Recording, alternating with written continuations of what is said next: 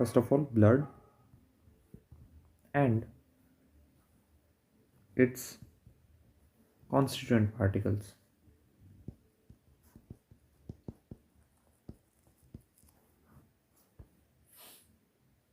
पहले देखते हैं हम ब्लड बेसिकली होता क्या है। ब्लड, इसको रिवर ऑफ लाइफ भी बोला जाता है। ब्लड के अंदर अगर हम बेसिकली बात की जाए तो दो चीज़ें मेनली पाई जाती हैं। One is plasma, second one is sales.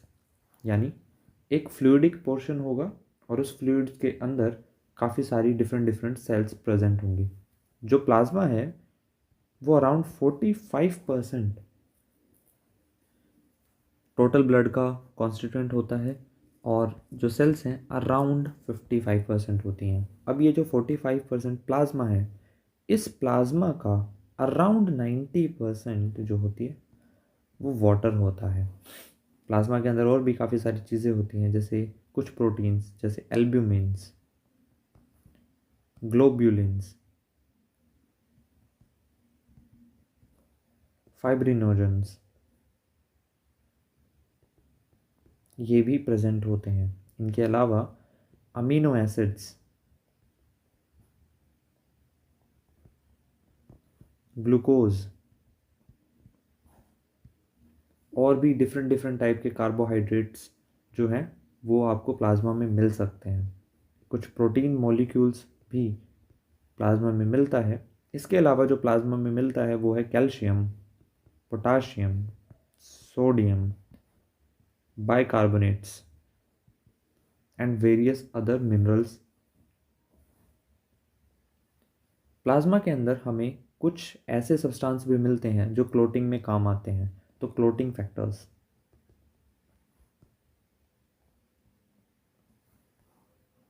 तो टोटली प्लाज्मा को अगर देखें तो इसमें ये सारी चीज़ें आपको मिल सकती हैं। सेल्स की अगर हम बात करें तो बेसिकली हमें 3 मेजर सेल्स जो हैं वो पढ़नी होती हैं और आपको शायद पता भी हो। एक को हम बोलते हैं आरबीसी, दूसरे को WBC and third one is platelets. इनके कुछ और भी नाम हैं, जैसे कि आरबीसी को एरिथ्रोसाइट बोला जाता है, डब्ल्यूबीसी को ल्यूकोसाइट बोला जाता है एंड प्लेटलेट्स को बोला जाता है थ्रोम्बोसाइट।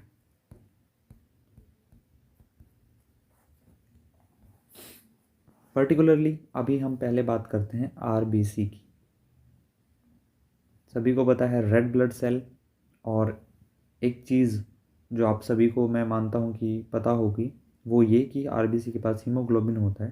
हीमोग्लोबिन बेसिकली एक प्रोटीन का स्ट्रक्चर है। ये क्वाटर्नरी स्ट्रक्चर होता है प्रोटीन का, और इस स्ट्रक्चर की खासियत ये है कि ये ऑक्सीजन को कैरी करता है। ऑक्सीजन का एज ए कैरियर की तरह ये होता है, यानी ऑक्सीजन को कैरी करके चलता है। एक हीमोग्लोबिन का मॉलिक्यूल जो है वो 4 ऑक्सीजन गैस के मॉलिक्यूल्स के साथ में कंबाइन होता है। आरबीसी का अगर लाइफ स्पैन की बात करें तो आरबीसी 120 डेज तक जिंदा रहती हैं और फिर जाकर स्प्लिन में ये मर जाती हैं। इसीलिए स्प्लिन को बोला जाता है ग्रेवयार्ड ऑफ आरबीसी। ग्रेवयार्ड का मतलब होता है कब्रिस्तान। अगर आरबीसी के बारे में और थोड़ी सी जानकारी आपको चाहिए तो आरबीसी के पास न्यूक्लियस नहीं होता, तो इसे हम बोल सकते हैं एन्यूक्लिएट। आरबीसी के पास न्यूक्लियस नहीं होता और आरबीसी का जो डायामीटर है, जो कि 11th एनसीईआरटी में दे रखा है, वो 0.7 माइक्रोमीटर होता है। अगर हीमोग्लोबिन ब्लड में कम है तो हम उसे बोलते हैं कंडीशन को एनीमिया।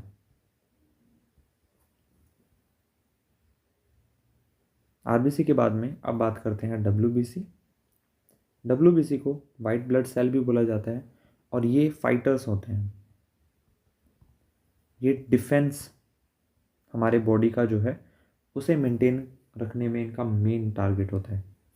डब्ल्यूबीसी मेनली जो है वो दो टाइप की होती है। डब्ल्यूबीसी दो टाइप की होती है और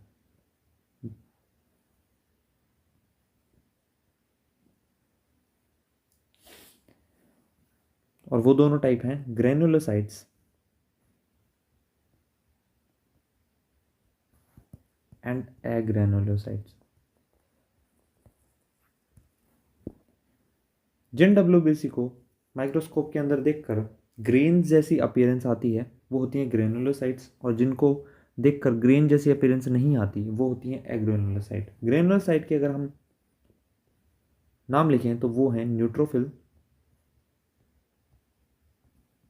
second one is basophil, and third is इसिनोफिल्स। वहीं अगर एग्रेनुलोसाइट की बात करें तो लिम्फोसाइट एंड मोनोसाइट, ये जो है ये आते हैं एग्रेनुलोसाइट में। इनकी अमाउंट को याद करने के लिए एक स्पेशल ट्रिक होती है, वो है नेवर लेट मंकी ईट बनाना। यहां पर एन से हम डिनोट करते हैं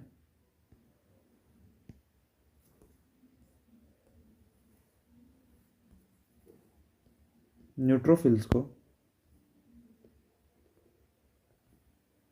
एल से लिम्फोसाइट को, एम से मोनोसाइट, ई से इसोनोफिल्स एंड बी से बेसोफिल्स।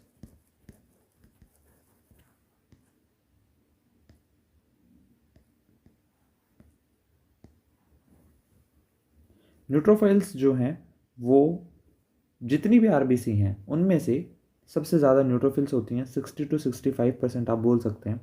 सब उसके बाद में आती हैं लिम्फोसाइट्स जो कि 20 to 25% होती हैं। मोनोसाइट्स जो होती हैं वो 6 to 8% होती हैं। इसिनोफिल्स जो होती हैं वो 2 to 3% आपको देखने को मिल सकती हैं। बेसोफिल्स जो होती हैं वो 1% से 0.1% होती हैं। सो बेसिकली अगर हम बात करें तो न्यूट्रोफिल्स जो हैं वो सबसे ज़्यादा अमाउंट में होती है, और ये जो ऑर्डर है ये डिक्रीजिंग अमाउंट का है। अमाउंट, और इसको याद करने के लिए जो ट्रिक है वो है नेवर लेट मंकी ईट बनाना। अगर हम फंक्शंस की बात करें कि डब्ल्यूबीसी काम क्या करती हैं, ये अलग अलग डब्ल्यूबीसी जो हैं इनका अलग अलग काम है। अगर हम बात करें न्यूट्रोफिल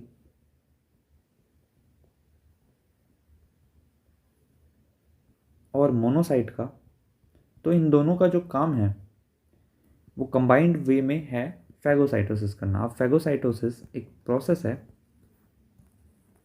इस प्रोसेस में जो सेल होती है वो आसपास के पैथोजन, ये जैसे आप मान लीजिए सेल डब्ल्यूबीसी, और ये जो है बैक्टीरिया,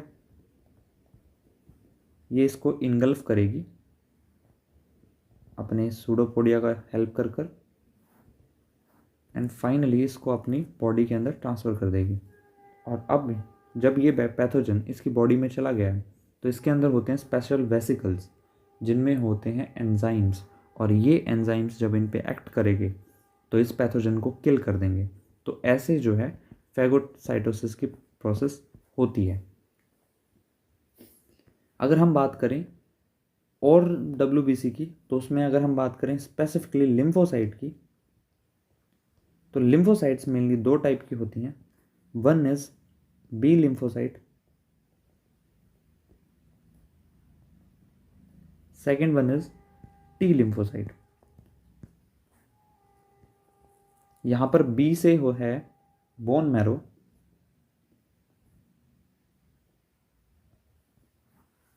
और यहां पे टी से है थाइमस।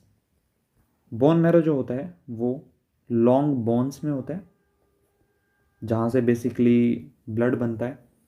थाइमस जो है वो एक ऑर्गन है जो कि आपको मिलेगा थायराइड ग्लैंड से जस्ट नीचे। ये भी एक ग्लैंड है।